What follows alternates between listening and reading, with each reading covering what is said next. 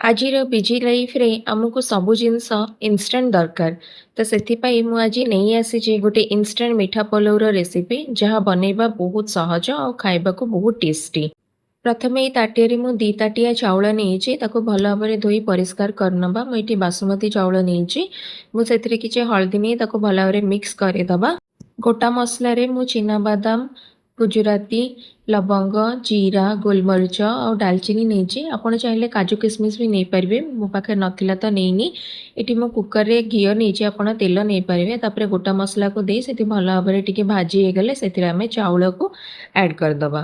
ଚାଉଳକୁ ଟିକେ ଭଲ ଭାବରେ ମିକ୍ସ କରି ପାଣି ଆଡ଼୍ କରିବା। ଯେଉଁ ତାଟିଆରେ ଆମେ ଚାଉଳ ମାପିଥିଲେ ସେଇଥିରେ ତାର ଡବଲ ପାଣି ଦେବା। ତାପରେ ସେଥିରେ କିଛି ଲୁଣ ଆଉ ଅଳ୍ପ କିଛି ଚିନି ଆଡ଼୍ କରିବା, ଟିକେ ହାଲକା ମିଠା ହେବ। ତାପରେ କୁକର ଢାଙ୍କୁଣୀ ବନ୍ଦ କରି 2ଟା ସିଟି ପର୍ଯ୍ୟନ୍ତ ମିଡ଼ିୟମ୍ ଫ୍ଲେମ୍‌ରେ ତାକୁ କୁକ୍ କରିବା।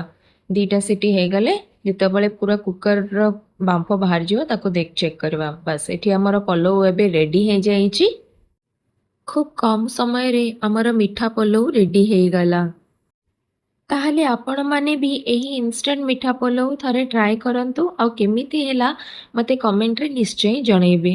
ଏମିତି ସହଜ ରେସିପି ପାଇଁ ମୋତେ ଫଲୋ କରିବାକୁ ଭୁଲିବେନି। ରହିଲି, ଜୟ ଜଗନ୍ନାଥ।